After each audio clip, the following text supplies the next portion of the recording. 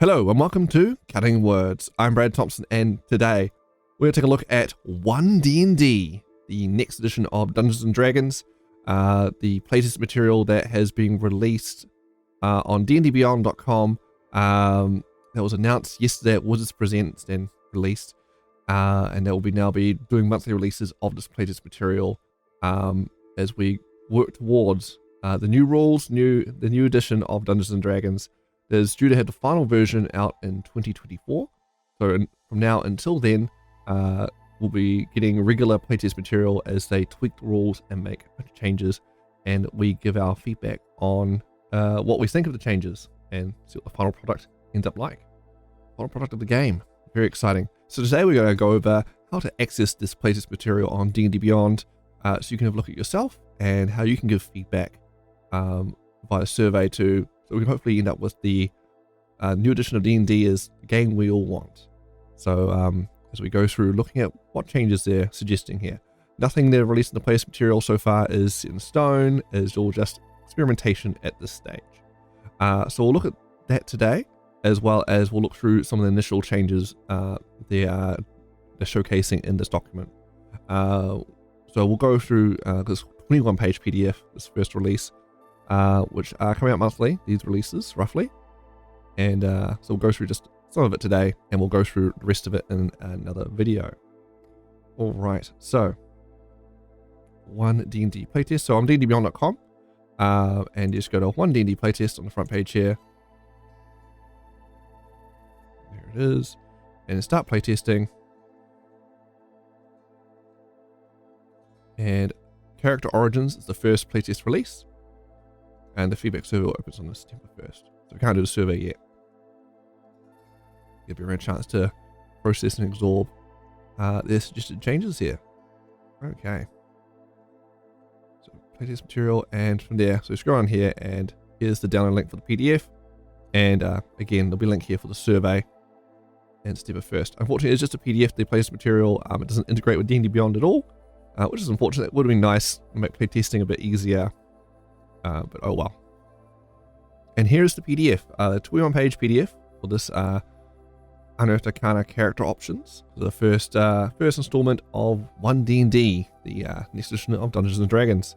I'm not sure about that Dnd name, but D&D 5th edition was D&D Next, back when that was being playtested 10 years ago now, and that name didn't stick around, so I wouldn't get too attached to the Dnd name, as that will, like old playtest material, things are likely to change quite a bit over this coming year and a bit until the final release in 2024. So this PDF covers effectively, well, Character Origins it's called. It covers a lot of the initial character creation here, which is the race, background, and language. Determining your origin. We will just go over the races today in this video, what they've done to the core player handbook races, and we'll look into the backgrounds and other rules changes they've mentioned in this PDF in follow-up videos. All right, just covering over playtesting and what different terms mean in case you don't know what those different size and speed and creature types mean. Let's go through that and get to the meat of it all. So let's see, character races. So the races in this document is we have the human, the Ardling, which is a new race they're introducing here, Dragonborn, Dwarf, Elf, Gnome, Halfling, Orc, and T-Fling. Notable exclusions from the previous player's handbook, the current one, I guess you should say, still current, is the half elf and half orc are no longer here. And then they go on this box here about children of different humanoid races, and which basically means if you've got parents of different races, you choose which parent is stats you're taking. So if you're a half orc, you can choose either human stats or orc stats, and then flavor yourself to look like a combination, how you want to look like based off your both parents, but you don't have stats of 1. And same with half elves. So if you're a half elf, you can play with human stats, or you can play with elf stats, and but you can be elf with a beard or whatever, you know, have the human and elf features.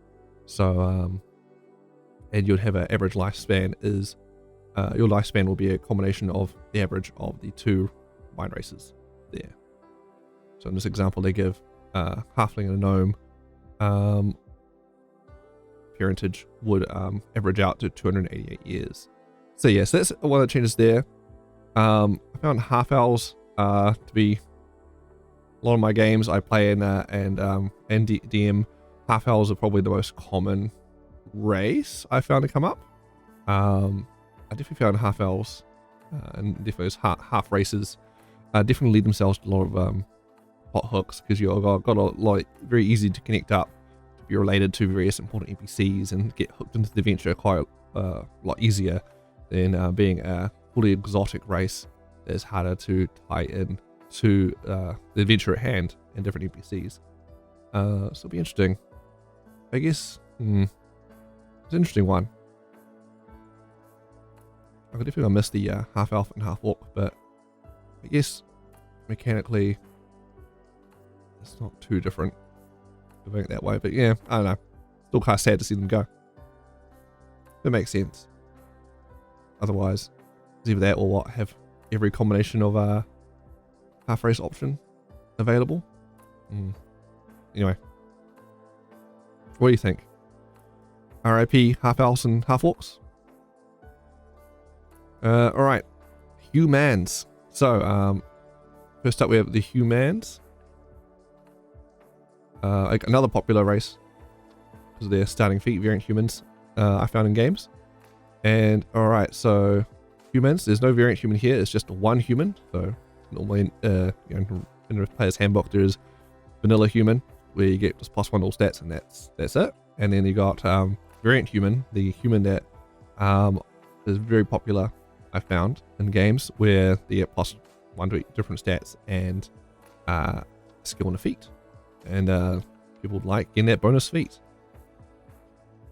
Alright, I'll note the stat bumps. There's no mention of stat bumps here because they're moved to the backgrounds, which we'll get to when we talk about backgrounds.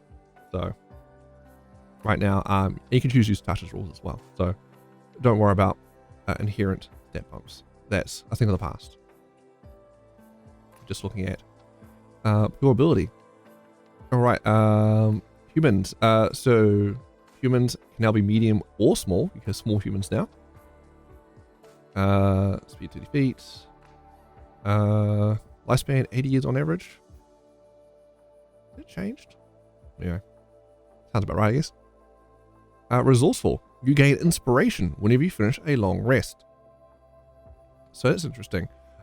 Inspiration, for those who aren't aware, because it is an optional rule in the Dungeon Master's Guide, inspiration. A Dungeon Master can award a player inspiration. It's an optional rule for good roleplay or doing some momentous achievement of some kind in the game. And what inspiration is you can only have one inspiration at a time, so you can't hoard them up. And they expire when you long rest, so you can't hold them forever either. And so there's a floating SEI advantage. You can choose to spend it and have advantage on a roll. You can save it when you want to use it, but don't save it too long and you can't hold them up. And so that's what inspiration is here. So you start each morning with inspiration you can spend that day. Effectively, humans. Resourceful. Skillful. Gain a proficiency in one skill of your choice. Always useful. And versatile. You gain the skilled feat or another first level feat of your choice. So skilled feat is a feat which is in the original player's handbook, hasn't changed here at all, where you get 3 skills. So a human can, in theory, start with 4 skills if they want, which is a lot of skills, very skilled, or another first level feat. And so in here they've actually listed what feats are first level, so they've assigned levels to feats now. So you can pick certain feats at first level, you can pick certain feats at 4th level, etc. So you're looking at a small pool of feats here. And we'll look at the feats when you look at backgrounds in the next video. Let's see what they've done there. But yes, that is the human. So yeah, not too different from Variant. Let's see, I guess overall they had a bit of a bump. They got inspiration as a extra ability on top of a Variant human. But they are limited in what feats they can take at first level now. So you can't have all humans starting with Great Weapon Master or what have you. Interesting.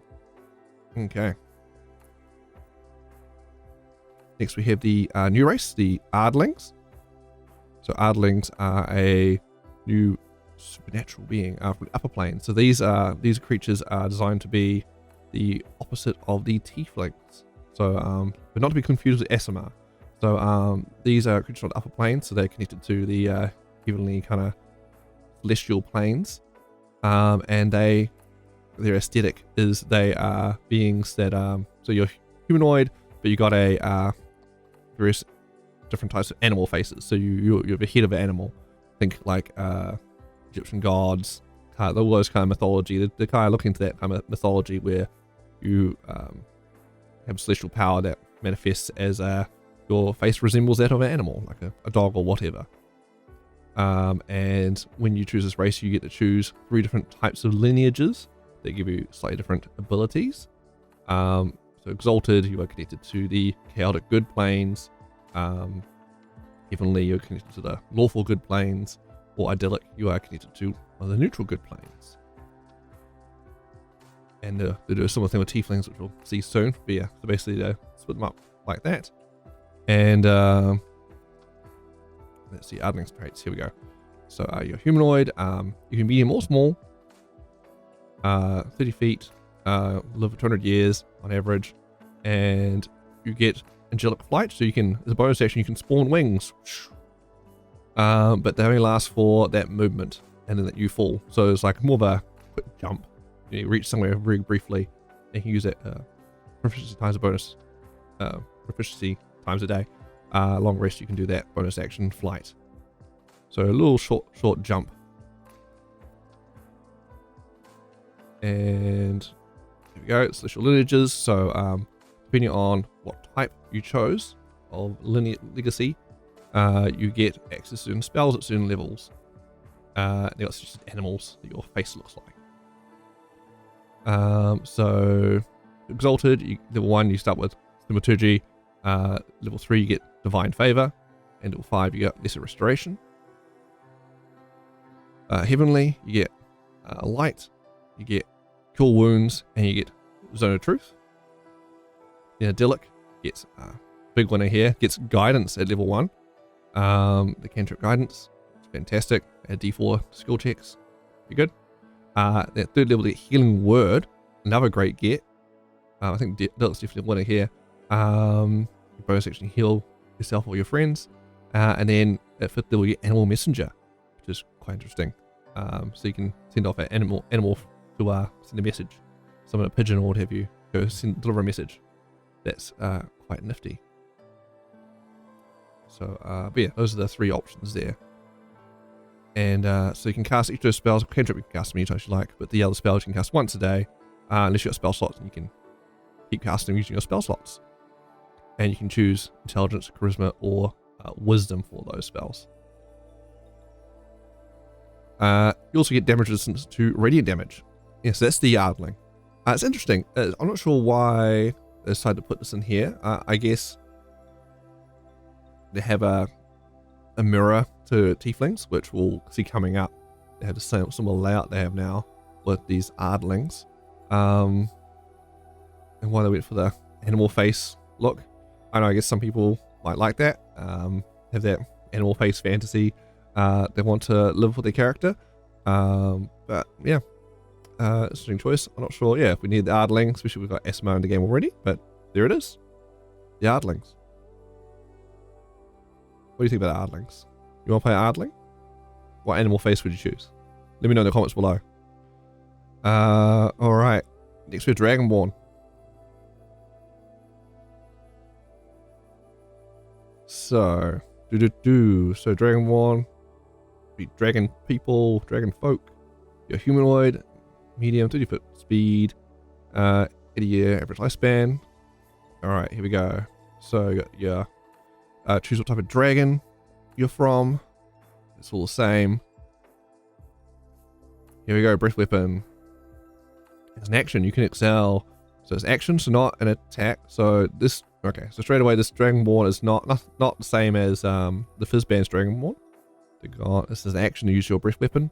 50-foot cone, dex save, DC equals 8 plus your constitution modifier plus your proficiency bonus. Oh, that's interesting. Based off constitution.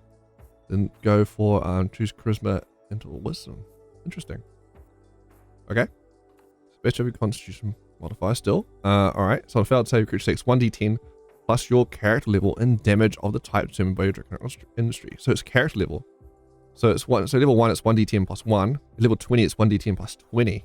That's an interesting way of scaling it. Okay. Alright.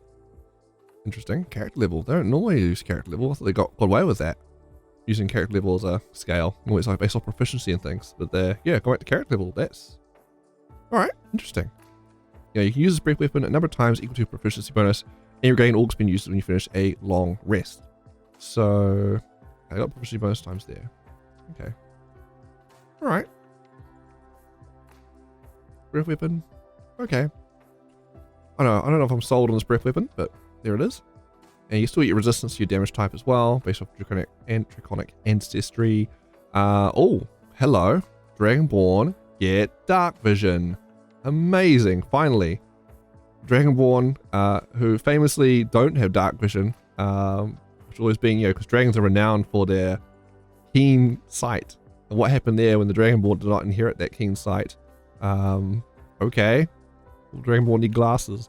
But no, they have dark vision now. Which makes a lot of sense. So many other races have dark vision. Why they have dark vision? Why not Dragonborn? Finally, that travesty has been corrected. Dragonborn have dark vision. Wonderful.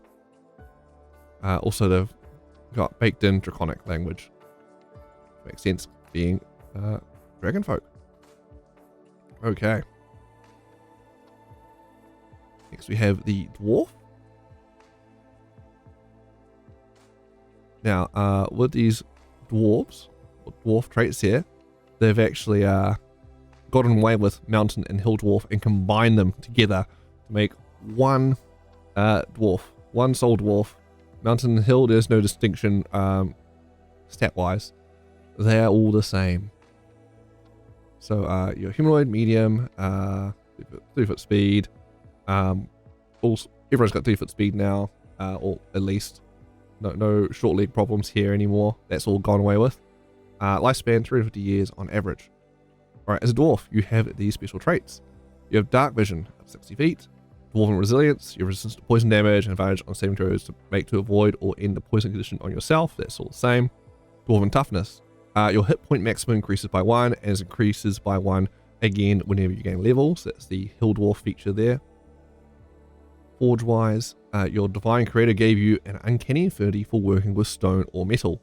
You gain tool proficiency with 2 of the following options of your choice. You got jewelers, masons, smiths, or tinker's tools. You still get some tools going on there. And stone cutting, as a bonus action, you gain tremor sense. So this is very different from what stone cutting used to be, which is to help with the skill rolls to analyze stone. I think there's twice proficiency added to a history check or something, I think it was. So instead you can bonus action gain tremor sense for a range of 60 feet for 10 minutes. You must be on a stone surface or touching such surface to use this tremor sense. The stone can be natural or worked. You can use this bonus action a number of times equal to your proficiency bonus, and you can regain expended uses when you finish a long rest. That's definitely a bump. You can see a lot more uses for that actually, like in combat. If you, I don't know, you're in magical darkness or some reason you can't see, you can activate tremor sense and sense enemy movement on the ground. You can sense things through earth. Yeah, it's kind of cool. And we see player characters with tremor sense, so that's very interesting. Just a dwarf. RIP mountain dwarves. The age of mountain dwarves are at the end with their 2+2s in stats, and medium armor efficiency. That's gone away with now. But yeah, But the winds were blowing that way for a long time coming. But yeah, okay. But everything's very inherently dwarven here. All seems fine. Just always sad to see old races go. Mountain dwarves, half elves, half orcs. Oh well. We had some good times. Moving on down. Next we have the elf. Let's see here, over here. So the elf traits, humanoid still, medium, size, 30 foot speed. I spend 750 years on average. So an elf. You have these special traits. You have dark vision at a range of 60 feet. Elven lineage, so you can choose either drow, high elf, or wood elf, depending on what elf you are.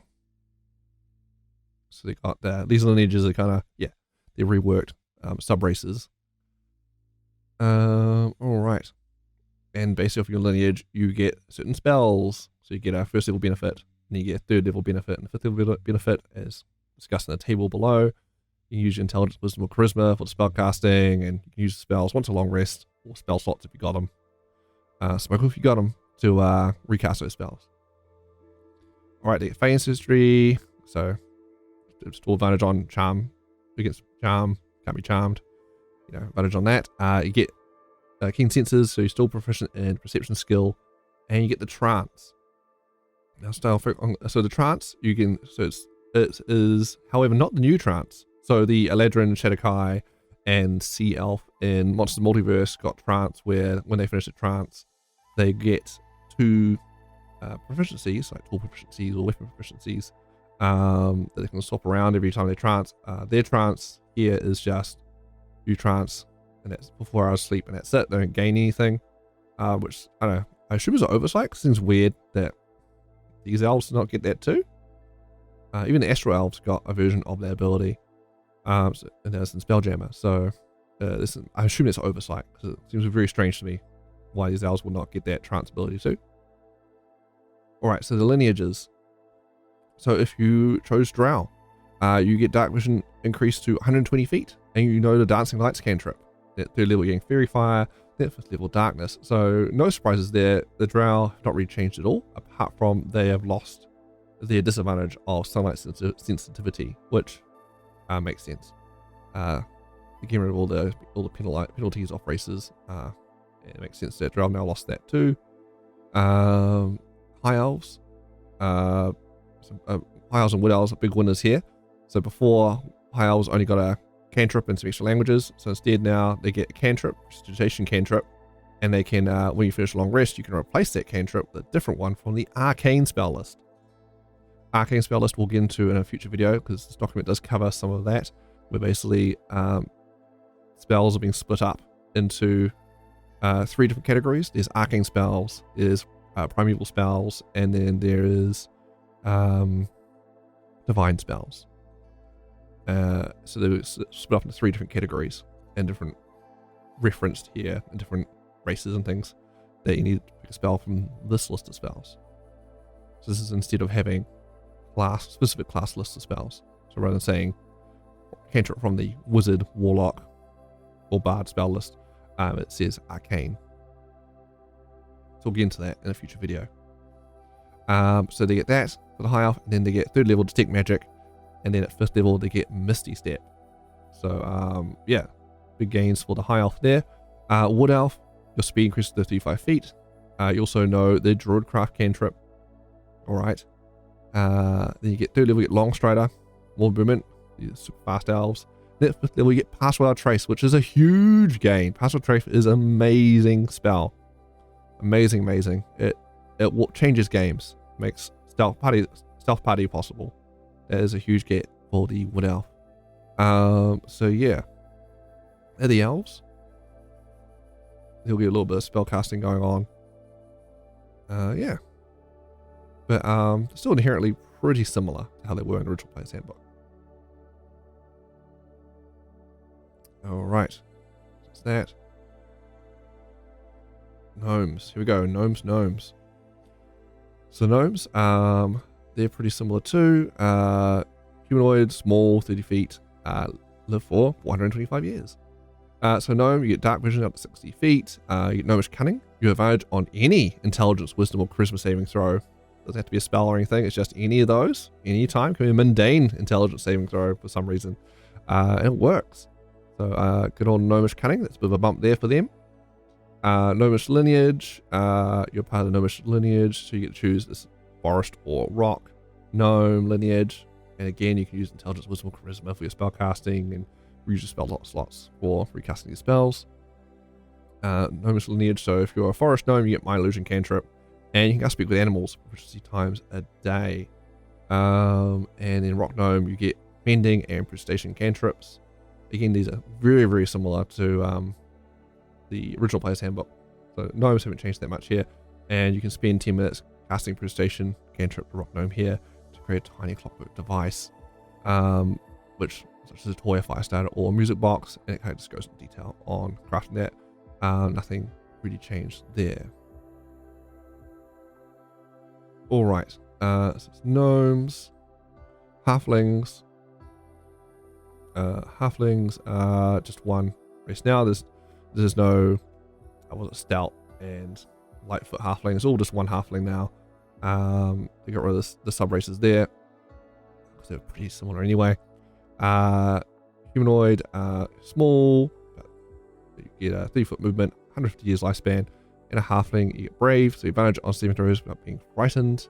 Halfling Nimbleness, you can move through the space of any creature that's size larger than yours, but you can't stop there. Luck, when you roll 1 on D20 of a D20 test, you can re-roll the die, and you must use the new roll. So D20 test is a new kind of terminology they're trying out here for basically anything you do that involves a D20, be it a skill check, a saving throw, an attack roll. Anything that involves roll D20 is called a D20 test. And we'll be more on that in a future video, because they go into some of the rulings why they've done that. Alright, naturally stealthy, you're proficient in the stealth skill. So the little proficient, a bonus skill there, which I believe is a get for the Halfling. So I don't think they got a skill before, if memory serves. I myself have never played a Halfling, so. But yeah. Maybe one day. Yeah. Their luck feat is, luck ability is always very good. No one's here, haha. At least on the first roll, double ones. Or what my player group tends to call a Halfling's 1, which is a 2. We roll a 2, a Halfling's 1. Anyway, it's Halflings. Nothing too drastic there, really. You know, the Orc is exactly how it is in the Monsters of the Multiverse. So you get Adrenaline Rush, where you can bonus action dash, proficiency times a day, and gains 10 hit points. So you get proficiency bonus. You get Dark Vision after 60 feet. Your size is medium head, medium humanoid, 3-foot movement, 8 years on average lifespan. Powerful build, you count one size larger in terms of your carry capacity, and the relentless endurance. So when you go down and drop to 0 hit points, you get back 1 once a long rest. So nothing changed there for the Orcs. But they're now included in the Player's Handbook as an option. And that'll be because they've removed Half Orc as an option, so they're Orcs here. So you can use that as a basis. Or if you want to play a Half Orc, use Orc stat block, or Human stat block, or well, depends. You know, you could be half anything really, right? You could be a half elf, half orc, use an elf stat block, and like orc or what have you. All right. So T-Fling, here we go. Some big changes on T-Fling. Well, more options on T-Fling, I should say. One, definitely, the original T-Fling is still here. It's just, there's more options here too. So the T-Fling's now being split up into 3, much like those Ardlings, where you get the Abyssal T-Fling, which is the chaotic evil planes connected to. So you choose either the Abyssal, or you choose to be Chthonic, which is the neutral evil planes where the Yogg-Lost and things come from. Or you got the Infernal T-Fling, which is the Devil T-Flings, which are basically the same as the original Player's Handbook T-Fling. So you get to choose which of those 3 legacies they are. I can see them reasoning behind this, hiding up all the options. Like, remember the Mortal Kombat's Tomb of Foes? They had like 1,000,001 different T-Fling sub races because of one per different type of devil lord. Didn't Devil Duke there and all the different types of T-Flings. So they really just got away with that. That's gone. Don't expect to see those T-Flings back again. It's going to be, I suspect it'll just be sticking with these 3 options here that connect to the overall planes and kind of lineage alignment types. As a note, with T-Flings and Ardlings that connect to different planes, they do go to a point of mentioning, like, even though you're connected to a chaotic evil plane or whatever, your alignment doesn't have to be that at all. It's just where you inherited your power from. It's nothing to do with your perspective on the world. Alright, so T-Fling can be human, humanoid, you are medium or small, so you can be a small T-Fling.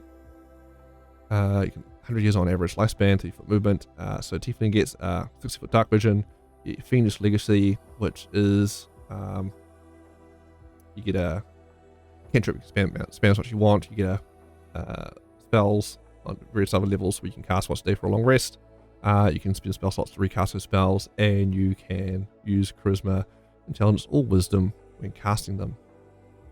You also gain the Thaumaturgy cantrip as an extra bonus cantrip. Doesn't matter which legacy, you always get that one as well. So as a T-Fling, you actually start with 2 cantrips.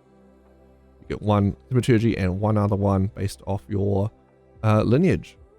Alright, so the Fiendish Legacies are, so if you're Abyssal, you gain resistance to poison damage, and you know the Poison Spray cantrip straight away at 1st level, and then at 3rd level you get Ray of Sickness, and 5th level Hold Person.